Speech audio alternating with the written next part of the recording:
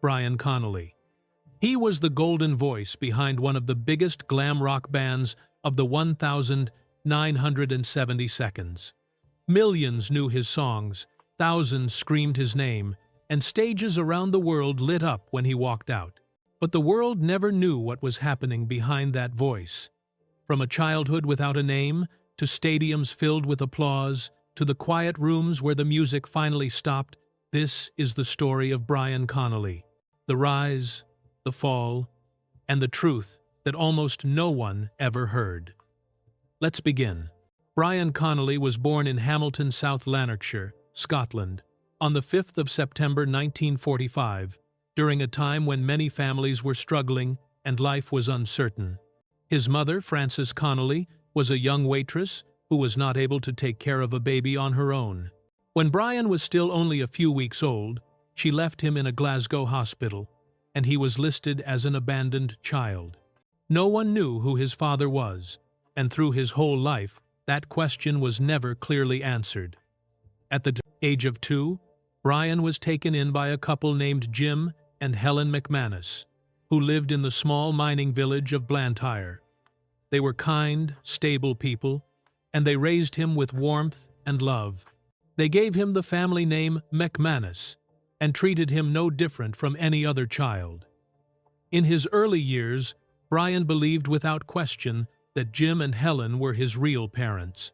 He grew up calling them Mum and Dad, and he had no idea that his life had begun in confusion and uncertainty. Blantyre was a working-class place where people helped each other, and Brian spent his childhood playing with local children, attending school, and growing up just like any other boy in the area. He did not feel different from anyone else, and there was nothing to suggest that his life had started in a hospital with no family. As he became a teenager, he started to show confidence, charm, and a strong presence. He was good-looking, friendly, and he had a voice that people noticed. But inside, there was something about him that did not always feel settled, even though he did not yet understand why. Everything changed when Brian was 18 years old. Someone finally told him the truth about his past. He had been adopted. The parents he loved were not his biological parents, and his real mother had left him as a baby. Hearing this at such an important age shook him deeply. It created a sudden break in how he understood himself. The name he had grown up with, McManus, now felt like it belonged to a life that had been partly hidden from him. The fact that he did not know who his father was added another painful layer.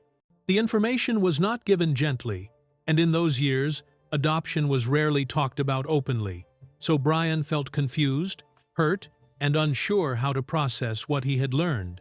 He cared about Jim and Helen, and they had given him love, home, and security. But learning the truth created a feeling that something important had been missing all along. This moment became the terrible time, the beginning of a lifelong struggle with identity. He wondered who he really was, where he really came from, and what parts of him belonged to the name Connolly. For a young man trying to understand his place in the world, this was not a small emotional burden. Brian decided to take back his birth name, Connolly, to reconnect with the mother he never truly knew. It was not because he rejected his adoptive parents, but because he wanted some connection to where he originally came from. It was his way of filling a space inside himself that suddenly felt empty. Yet, even after changing his name, the questions remained, and the uncertainty stayed with him. Throughout his life, he would sometimes avoid talking about his childhood, not because he was ashamed, but because the feelings tied to it were heavy and difficult to explain. This early loss and confusion shaped the way he saw himself. He had charm and confidence in front of others, but inside there was a quiet insecurity and a search for belonging that would show itself many times later in life. This hidden emotional wound became a part of him, influencing his relationships, his self-belief, and the way he handled success and pressure. Though he did not yet know where his path was leading, the course of his life was already moving towards something bigger. The boy who did not know his real parents, who carried unanswered questions inside him, was about to discover something powerful that would shape not just his future, but the future of British rock. And it started with his voice, a voice that would soon make him known across the world. But the boy, searching for himself, soon found something that felt even more powerful than identity. He found his voice. After finishing school, Brian did not first imagine himself becoming a singer or a performer. He trained in engineering and expected to follow a steady working life like many young men in his area. Engineering was seen as a dependable job, and in a working-class town, stability was something people valued. But while he was training, something else about him began to stand out. Brian had natural charm and confidence. People noticed his looks, the way he carried himself, and especially how comfortable he seemed in front of others. He enjoyed music and liked singing casually, but at first, it didn't feel like a career, just something that brought him joy. Still, his voice drew attention. Friends and people around him encouraged him, saying he had something special. Slowly, music started to feel less like something extra and more like something important.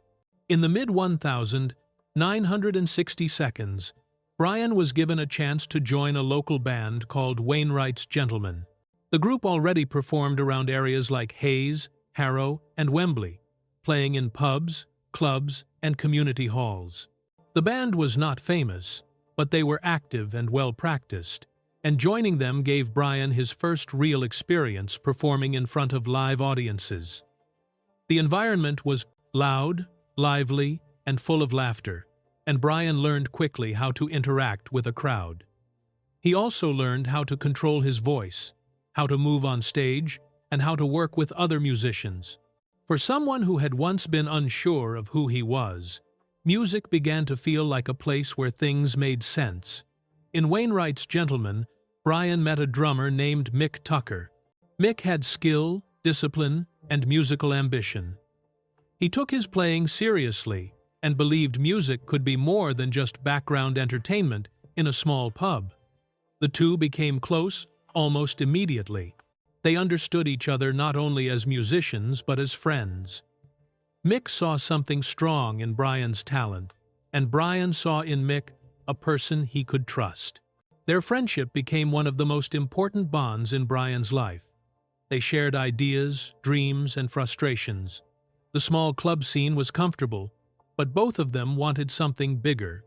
They wanted to play music that reached wider audiences, something new and exciting. They believed they could achieve it if they found the right direction and the right people.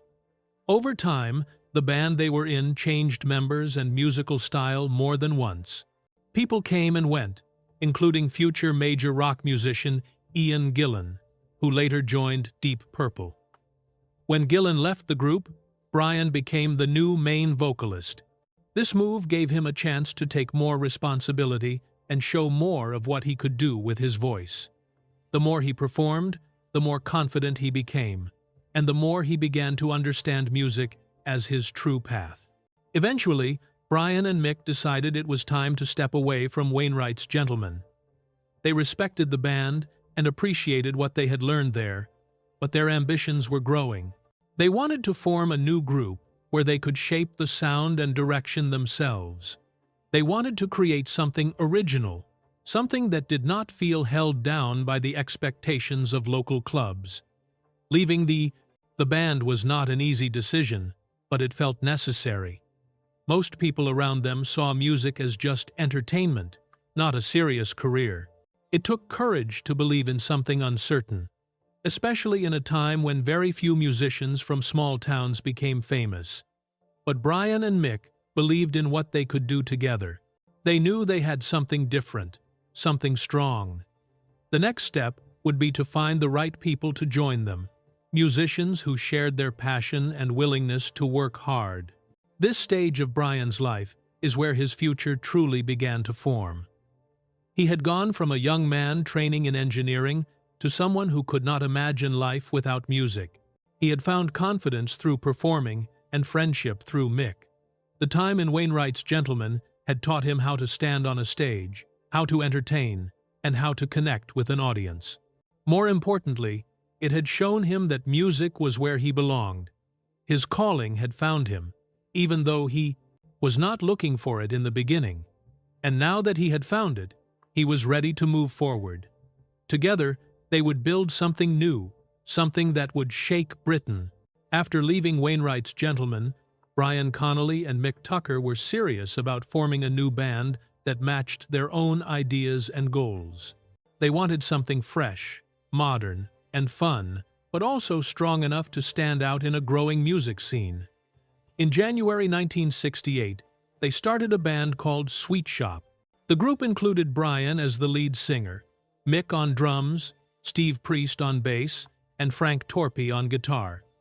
They began playing small shows in different towns, trying to get people to notice them. Their music had energy and personality, and while they weren't famous, they were lively and confident on stage. However, they soon had to change their name from Sweet Shop to The Sweet because another group was already using the name. The new name was simple and easy to remember, and it soon became part of their identity. Even though they had passion, the early days were still difficult. Record companies liked their sound, but their first few singles did not do well. Songs like Slow Motion and others released under Fontana Records received little attention. They were trying hard, practicing regularly, performing wherever they could, and still they were not breaking through. The lack of success brought pressure. Guitarist Frank Torpey eventually left the band because things were not moving forward. It was a difficult moment, because losing a member meant starting again in some ways. After Frank left, The Sweet brought in a new guitarist named Mick Stewart. But changes continued as they looked for the right match. Around this time, they signed a new recording contract with Parlophone, but the singles they released still failed to enter the charts.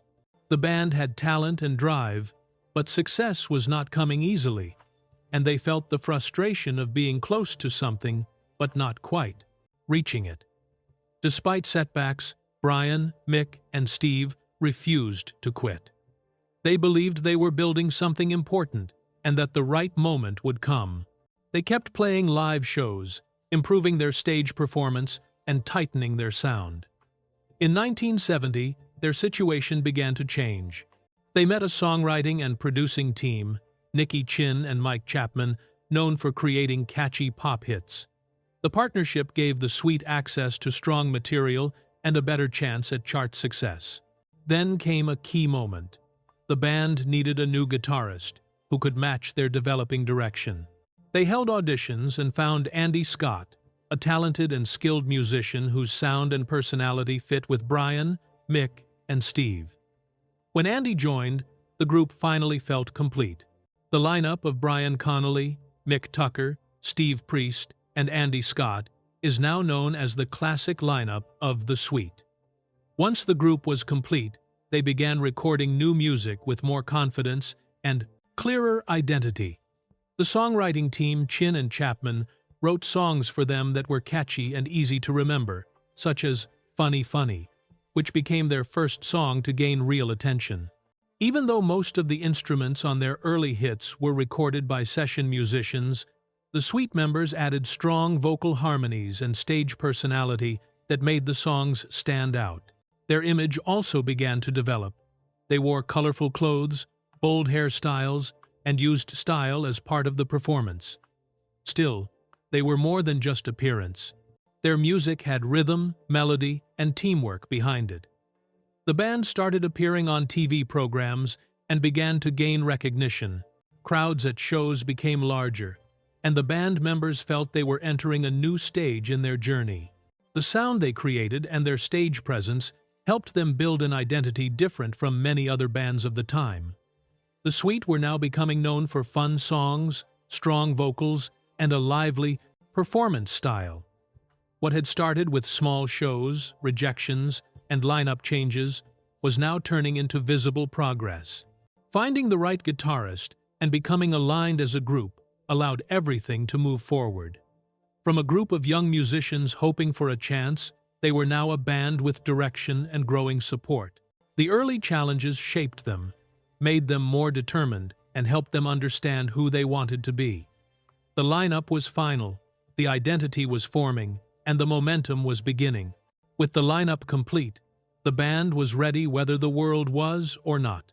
Once the Sweet had their final lineup and began working with the songwriting team of Nicky Chinn and Mike Chapman, everything started to move quickly. Chinn and Chapman were known for writing catchy pop songs that could easily become hits, and their style matched the band's energetic and bright sound. In 1971, they released the single Funny Funny, which became the Sweet's first real chart success. The song had a light and cheerful style, easy to sing along with, and people remembered it. Not long after, they followed with Coco, which reached number 2 on the UK charts and made the band widely recognized across Britain. Their music was becoming popular on the radio, and they were being invited to perform on television shows, which greatly increased their visibility. The Sweet began appearing on programs like Top of the Pops, where audiences could see their colorful outfits, lively expressions, and the way they played with humor and fun on stage.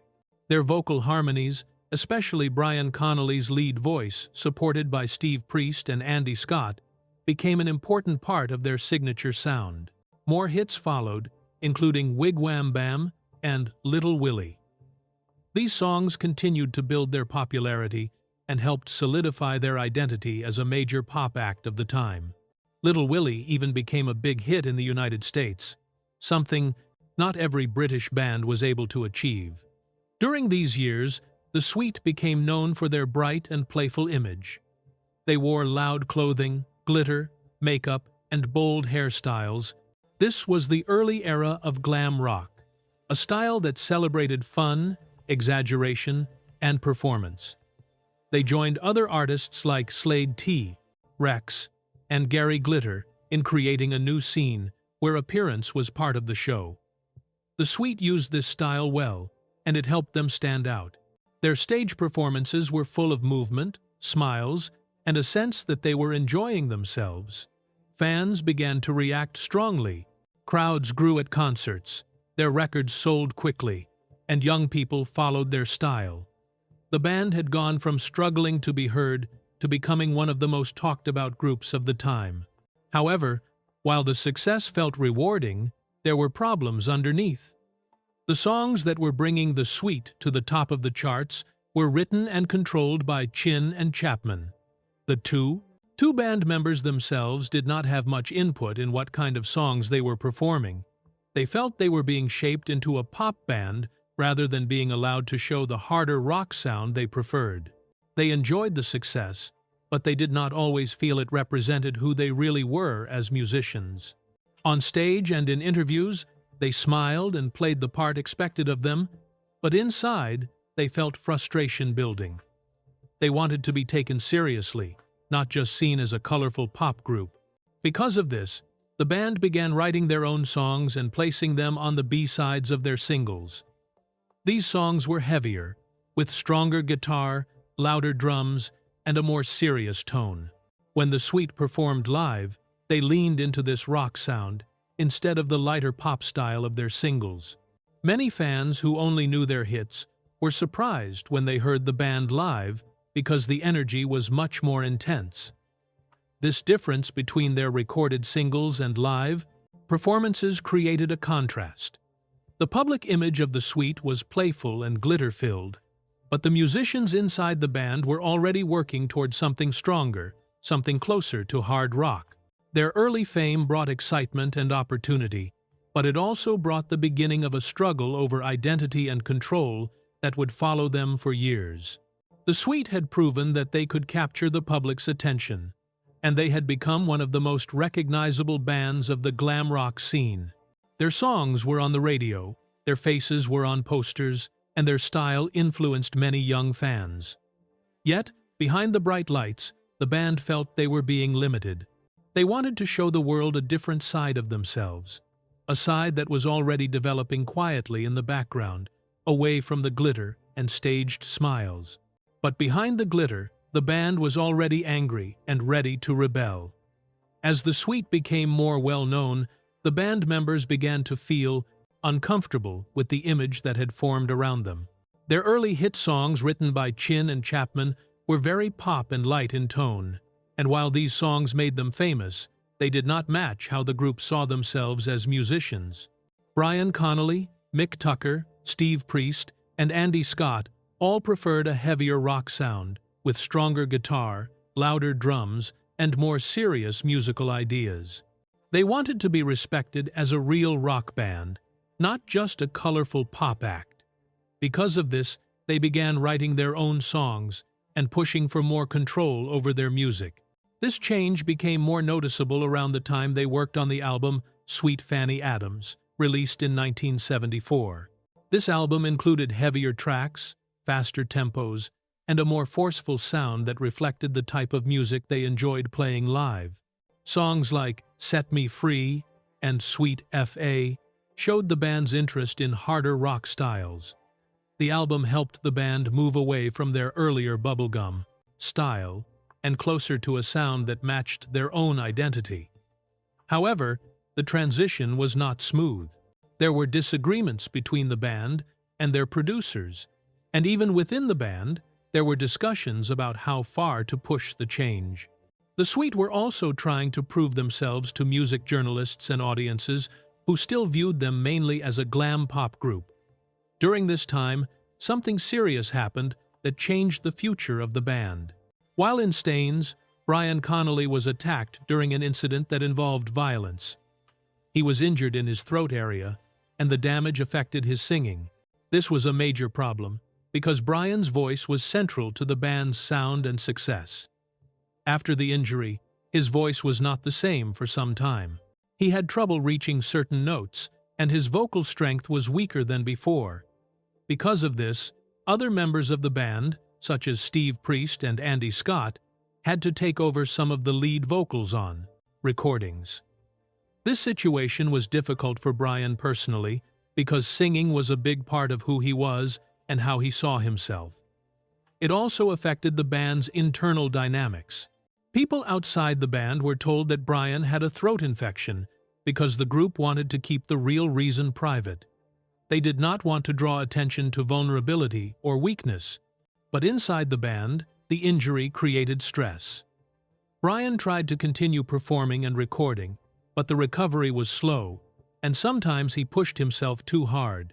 The band continued to make music, perform live, and gain success, but the mood inside the group was changing.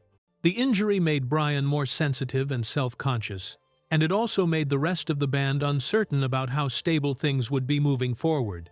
At the same time, the band continued to develop their heavier sound.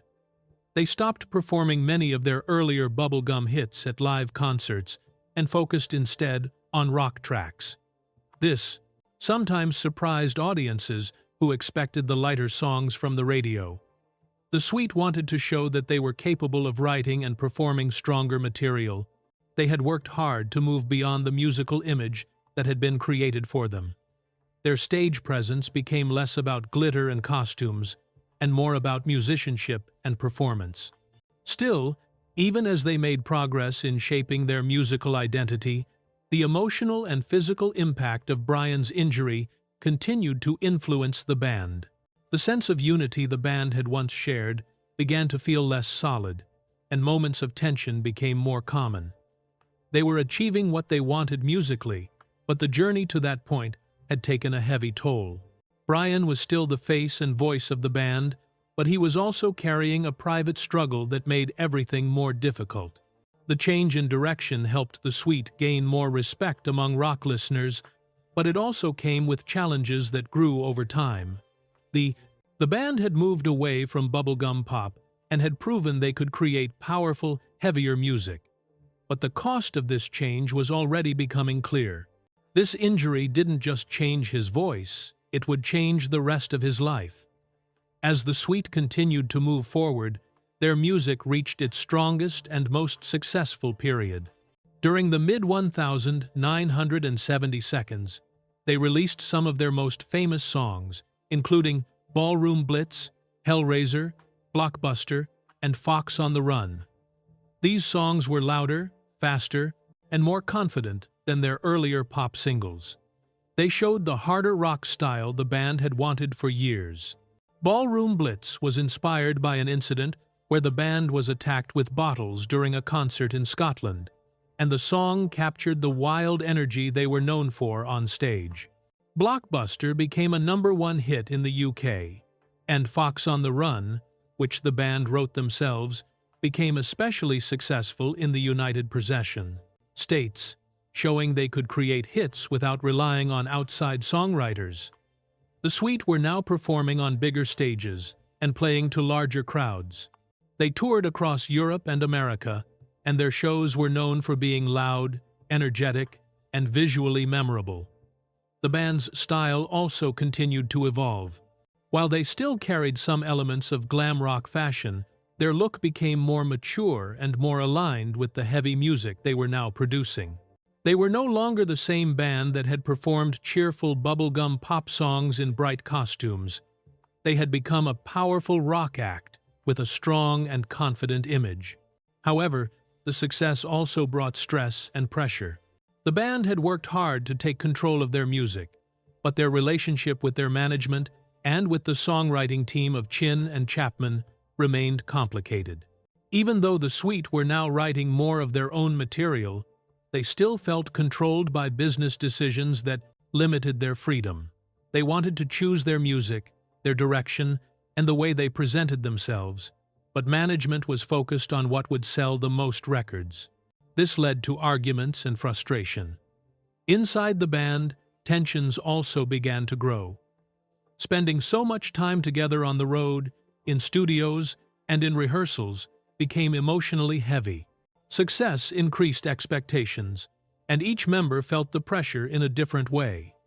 Brian Connolly, as the lead singer and front figure of the band, carried a special weight.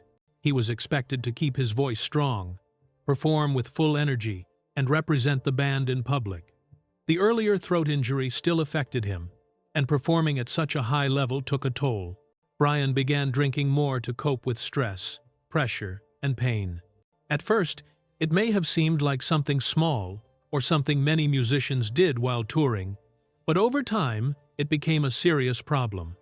Alcohol affected his health, his voice, his reliability, and his relationship with the other members of the band. The group still cared about each other, but the situation was difficult. Bandmates wanted to keep moving forward, but they also had to deal with late arrivals, uneven performances, and emotional changes. Fame had once felt like something exciting and rewarding, but now it began to feel like a burden. The fans saw the loud music, the big stages, and the confident performances. But behind the scenes, the band was struggling to stay balanced. Being successful did not remove problems, it created new ones.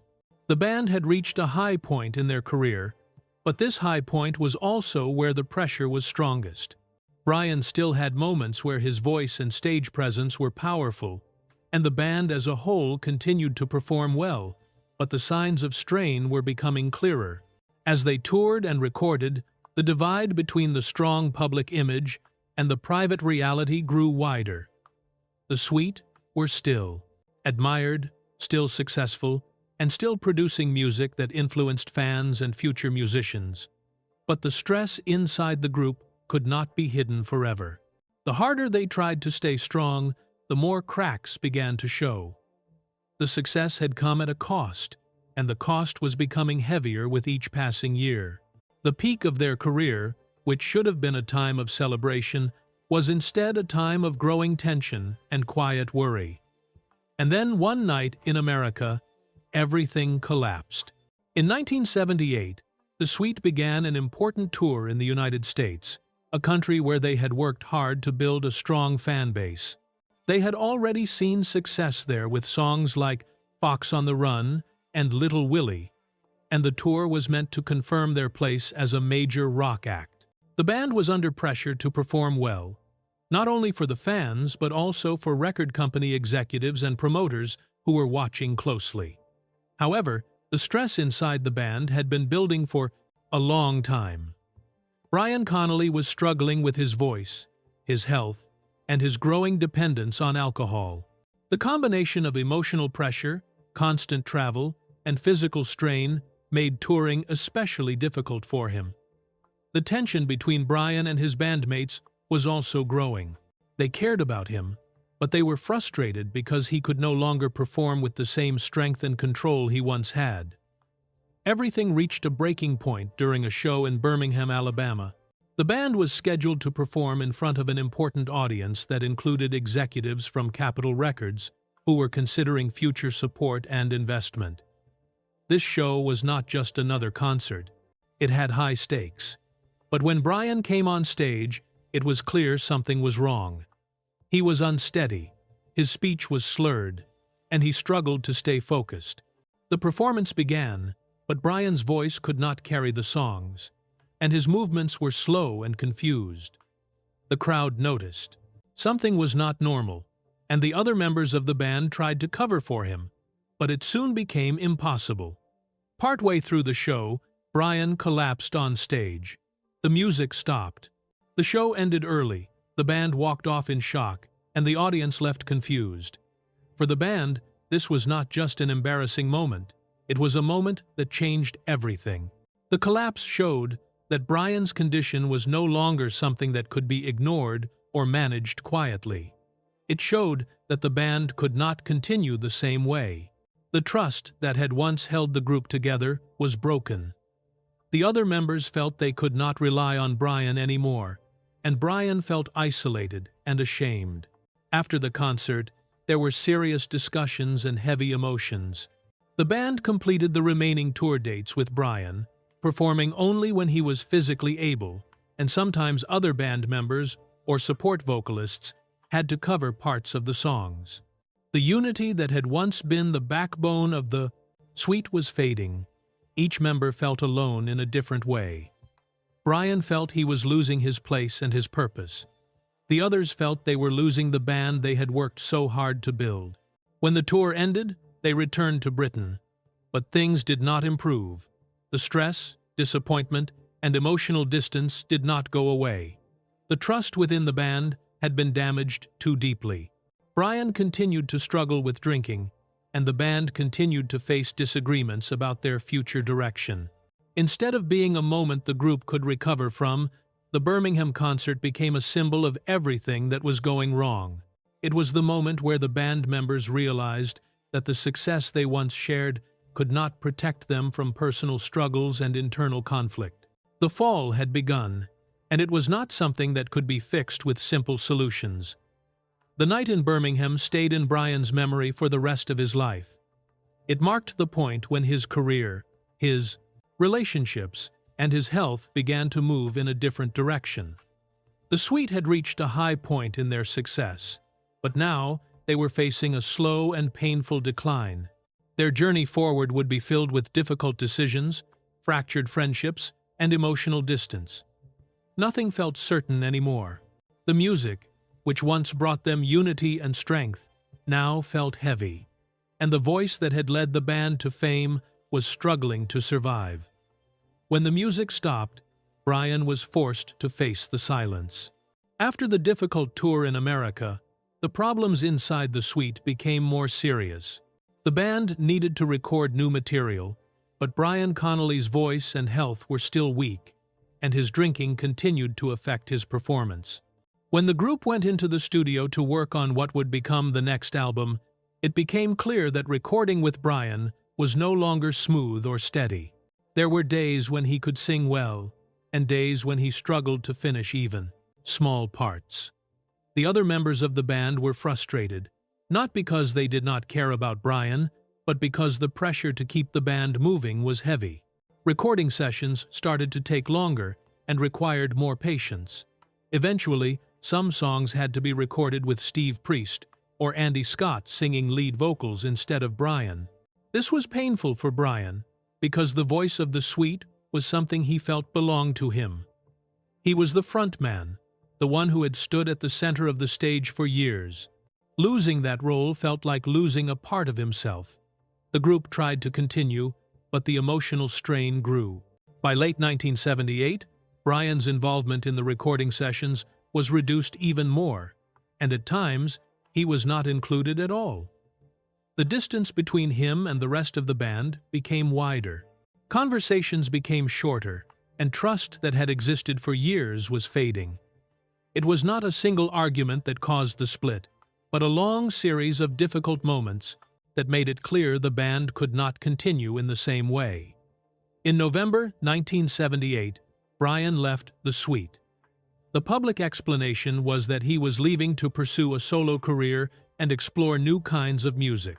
Official statements made the separation sound planned and positive, almost like a natural step in a musician's journey. But the internal truth was more emotional and painful. Brian did not leave because he simply wanted to try something different. He left because the band no longer believed they could depend on him, and he felt he could no longer give what the band needed. The Suite had begun with Brian and Mick, two friends with a shared dream. Now Brian was walking away from the very band he had helped create. Leaving was not a moment of relief. It was a moment of deep sadness, confusion, and regret. Brian had spent so many years fighting to prove that the Suite were more than just a pop band. He had worked hard to build the band's identity, to shape their sound, and to connect with fans. To step away from the band was like stepping away from a large part of his own life. The Suite continued as a trio, Mick Tucker, Steve Priest, and Andy Scott, and released new music without Brian. For fans, the change was noticeable. The sound was different, the energy was different, and the absence of Brian's voice and presence marked the end of the band's classic era. Brian tried to stay strong and hopeful. He believed that he could rebuild himself and create a new path in music. He planned to work on his own material and form his own version of the Suite. But the emotional weight of the separation and the damage to his health did not go away. The injury to his voice, the stress of fame, the long struggle to prove himself, and the collapse in America all left lasting effects. The world saw him as a former rock star, but inside, he was still trying to understand how everything had changed so quickly. Brian left quietly, while the band continued on without him, arranging tours, recording albums, and moving forward in ways that sometimes felt distant from the past. But for Brian, the past did not feel distant. It stayed close, as a memory of both pride and pain. He had once stood in front of thousands of cheering fans, but now he had to rebuild from almost nothing. Even though he was no longer part of the Suite, he still carried the music, the memories, and the emotional marks of everything that had happened. Now alone, Brian believed he could rebuild, but fate was not finished with him yet. After leaving the Suite, Brian Connolly tried to continue his music career on his own, but it was not easy. He released solo singles and tried to build a new musical identity, but the songs did not become hits and did not receive the attention he had once been used to. The music industry had also changed, and without the strong support of a major band and management, it was difficult to promote his work. At the same time, Brian was facing financial trouble. The Inland Revenue, which is the UK tax authority, sent him a very large tax bill based on money he had earned during his time with the Suite. The amount was in the millions, and Brian did not have enough to pay it. As a result, he was forced to sell his home to cover some of the debt. Losing his house was not just a financial loss, it was an emotional one. It represented the life he had built during the band's successful years, and now he was watching it disappear. His struggle with alcohol also became more serious. Drinking had once been a way for him to cope with stress and pressure, but now it had become something he relied on. As time passed, his health began to weaken. In 1981, Brian suffered several heart attacks, which caused lasting damage. Part of his left side became partially paralyzed, and his physical movement was affected. This also influenced his voice and his ability to perform. Even with these health problems, Brian did not stop trying to make music. He formed a new group called Brian Connolly's Suite, and he toured mainly in smaller venues, including clubs, holiday parks, and mid-sized halls, especially in places like Germany, where he still had strong support. Fans there remembered his contributions to rock music and continued to attend his shows. On stage, he sometimes struggled physically, but he still tried to give his audience the best performance he could.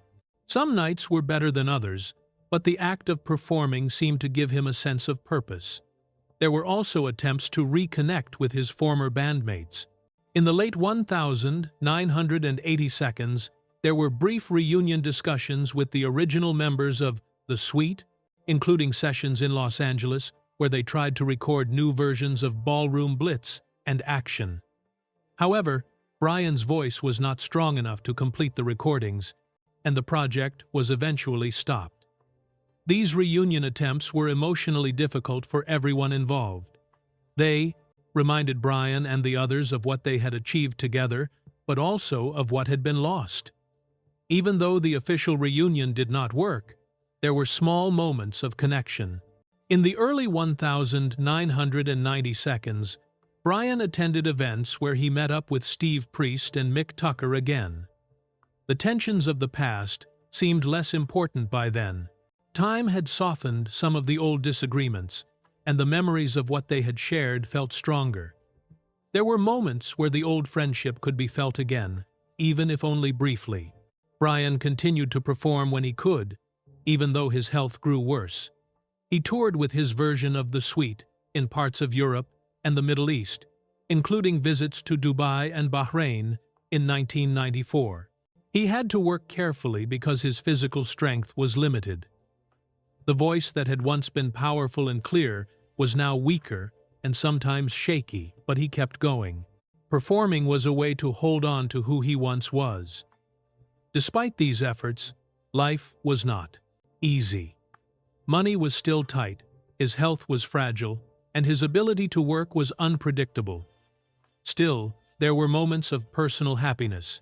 In the mid-1990s, his partner Jean gave birth to their son, and this brought something bright into his life. Brian also finally learned the truth about some of his biological family. He discovered relatives he had never known, including a brother and sister, and meeting them gave him a sense of closure about his past. It did not fix everything, but it helped him understand himself a bit more. His story during these years was not just about decline, it was about trying to stay connected to something meaningful even as life became harder. The stages were smaller, the lights were dimmer, and the applause was quieter, but he continued to sing. Fame fades fast, but pain stays. But the final chapter of Brian's story would be both devastating and deeply human. In 1996, Brian Connolly's life reached a point where the world could finally see how much he had been struggling. A Channel 4 documentary titled "Don't Leave Me This Way" was filmed to show his life after fame, his health problems, and his ongoing work with his version of The Suite. In the documentary, Brian appeared noticeably thinner and weaker, and his voice and movement showed the effects of the heart attacks and the nerve damage he had suffered years earlier. Even so, he continued to perform because singing and being on stage still meant something to him. He performed in holiday camp venues and smaller theaters, trying to keep his career alive and maintain his connection with fans.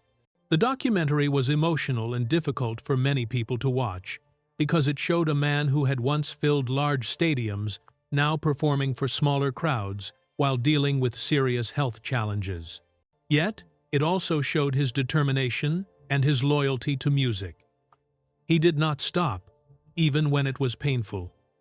On the 5th of December 1996, Brian gave what would become his final live performance at the Bristol Hippodrome. He performed alongside Slade 2 and John Russell's Glitter Band Experience. The performance was meaningful, not because it was grand, but because it showed Brian still giving everything he could, even as his body was failing him. No one in the audience that night knew it would be his last time on stage. In early 1997, Brian's health declined quickly. In January, he suffered another heart attack and was taken to Wexham Park Hospital. He stayed for about a week, and even though doctors advised him to remain under care, Brian requested to go home.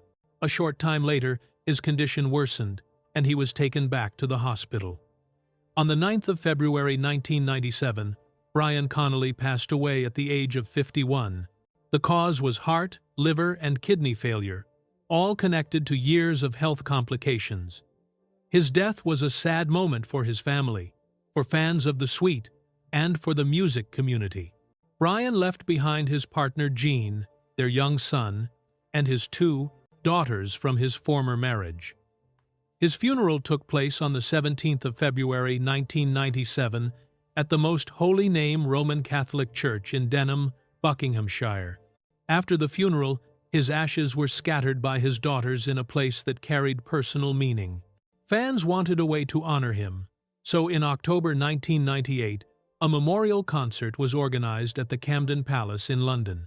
The event helped raise funds for a memorial plaque, which was later placed at Breakspear Crematorium in Middlesex.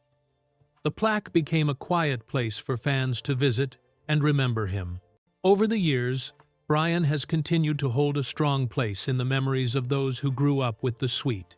His voice was one of the most recognizable parts of the glam rock era, and his stage presence helped make the band unforgettable.